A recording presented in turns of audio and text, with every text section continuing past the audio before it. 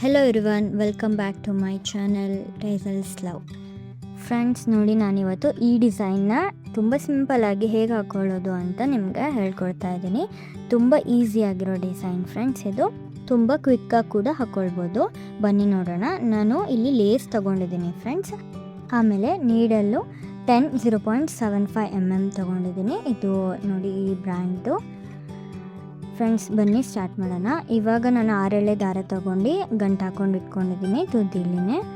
ನೋಡಿ ಈ ಥರ 6 ತೊಗೊಳ್ಬೋದು, 7 ಆದರೂ ತೊಗೊಳ್ಬೋದು. ಇವಾಗ ನಾನು ಲೇಸ್ಗೆ ಹಾಕಿ ತೋರಿಸ್ತಾ ಇದ್ದೀನಿ ಫ್ರೆಂಡ್ಸ್.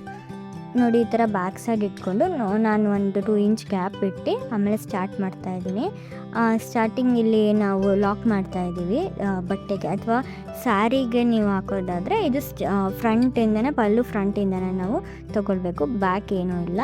ಈ ಥರ ನಾನು 2 ಸಲ ನಾಟ್ ಹಾಕ್ತಾಯಿದ್ದೀನಿ ಅಥವಾ ಲಾಕ್ ಮಾಡ್ತಾಯಿದ್ದೀನಿ ಬಟ್ಟೆಗೆ.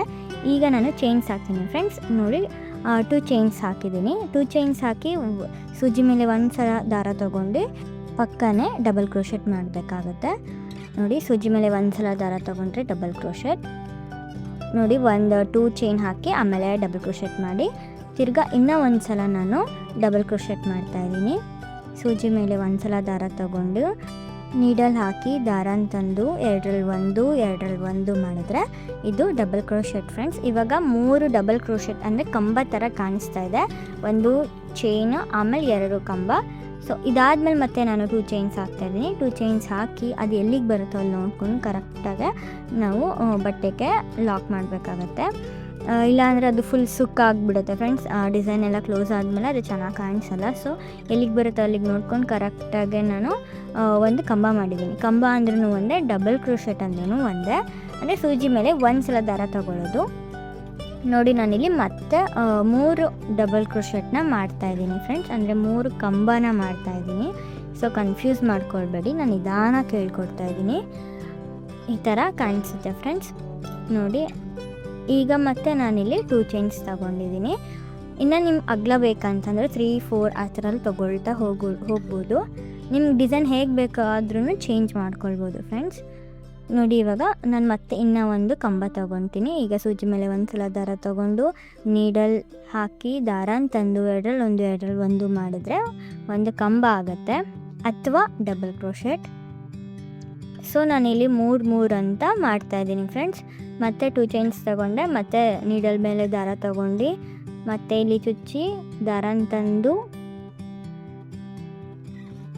ನೋಡಿ ಈ ಥರ ದಾರನ ತಂದು 2ರಲ್ಲಿ 1, 2ರಲ್ಲಿ 1 ಮಾಡಿದ್ರೆ 1 ಕಂಬ. ಸೊ ನಾನಿಲ್ಲಿ 3 ಡಬಲ್ ಕ್ರೋಶೆಟ್ ಮಾಡಿ 2 ಚೈನ್ಸ್ ಹಾಕಿ ಲಾಕ್ ಮಾಡ್ತಾಯಿದ್ದೀನಿ. ಸೊ ಬೇಸ್ ಇಷ್ಟೇ ಫ್ರೆಂಡ್ಸ್. ಇದರಲ್ಲಿ ಏನು ಬೇರೆ ಏನು ಬೇಸ್ ಇಲ್ಲ. ಇದೇ ಥರ ನಾವು ಸ್ಯಾರಿ ಫುಲ್ ಕಂಟಿನ್ಯೂ ಮಾಡಿದ್ರೆ ಆಯಿತು. ಇಷ್ಟೇ ಬೇಸು. ಇಲ್ಲಿ ನಾವು 4 ಆದರೂ ಮಾಡ್ಕೊಳ್ಬೋದು. ನೋಡಿ ನೆಕ್ಸ್ಟ್ ಕಲರ್ನ ನಾನು ಯೂಸ್ ಮಾಡ್ತಾಯಿದ್ದೀನಿ, ರೆಡ್. ಇದಕ್ಕೆ ನಾನು ಆಲ್ರೆಡಿ ಬೀಡ್ಸ್ನ ಹಾಕ್ಕೊಂಡು ಇಟ್ಕೊಂಡಿದ್ದೀನಿ. ಇದು ಹೇಗೆ ಅಂತ ಗೊತ್ತಾಗಿಲ್ಲ ಅಂದರೆ ನಾನು ಡಿಸ್ಕ್ರಿಪ್ಷನಲ್ಲಿ ಲಿಂಕ್ ಕೊಟ್ಟಿರ್ತೀನಿ, ಅಲ್ಲಿ ನೀವು ನೋಡ್ಕೊಳ್ಳಿ ಹೇಗೆ ಹಾಕೋದು ಅಂತ ಅಂದ್ಬಿಟ್ಟು. ನೋಡಿ ಈ ಥರ ನಾವು ಆಲ್ರೆಡಿ ಮಾಡ್ಕೊಂಡಿದ್ದೀವಿ. ನಾನು ಈ ಥರ ಫುಲ್ ನೀವು ಇಡೀ ಸ್ಯಾರಿ ಫುಲ್ ಇದೇ ಥರ ಮಾಡ್ಕೊಳ್ಳಿ. ನನಗೆ ಈ ಥರ ಆಗಿದೆ. ಈಗ ಮತ್ತು ಅಗೇನ್ ನೆಕ್ಸ್ಟ್ ಸ್ಟೆಪ್ಪಿಗೆ ನಾನು ರೆಡ್ ಕಲರ್ ತೊಗೊಂಡಿದ್ದೀನಿ. ಸೊ ಅದು 6 ಎಳೆನೇ ಗಂಟು ಹಾಕ್ಕೊಂಡು ಇಟ್ಕೊಂಡಿದ್ದೀನಿ.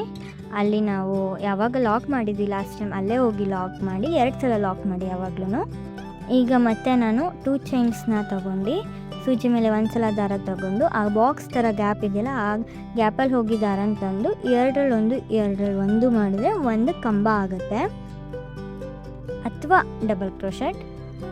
ನೋಡಿ ಮತ್ತು ಆ ಬೀಡ್ಸ್ನ ನಾವು ತಗೋಬೇಕು, ಈ ಥರ ಎಳ್ಕೋಬೇಕು. ಮತ್ತು ನಾನಿಲ್ಲಿ 1 ಕಂಬ ಮಾಡ್ತಿದ್ದೀನಿ.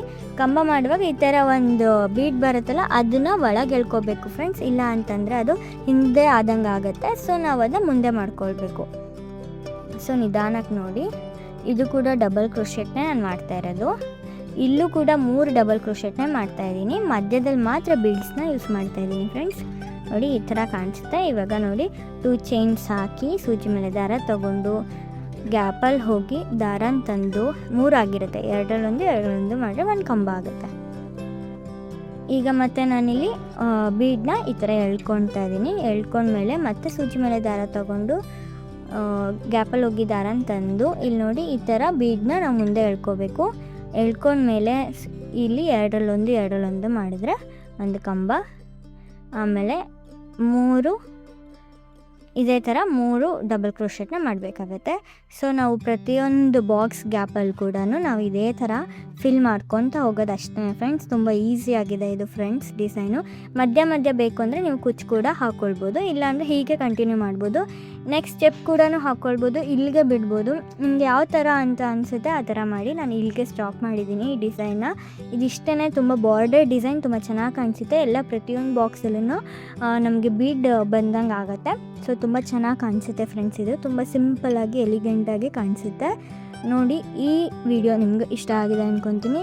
ಇದೇ ಥರ ವೀಡಿಯೋಗಳಿಗಾಗಿ ನನ್ನ ಚಾನಲ್ನ ಸಬ್ಸ್ಕ್ರೈಬ್ ಮಾಡ್ಕೊಳ್ಳಿ. ಇದಕ್ಕೆ 300 to 400 ಚಾರ್ಜ್ ಮಾಡ್ಬೋದು ಫ್ರೆಂಡ್ಸ್.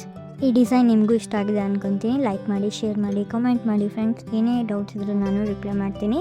ಮತ್ತು ಹೊಸ ಬ್ರೈಡಲ್ ಡಿಸೈನ್ಸ್ಗಳನ್ನ ನಾನು ಹೇಳ್ಕೊಡ್ತಾ ಇರ್ತೀನಿ. Take care. Thank you for watching friends. Thank you.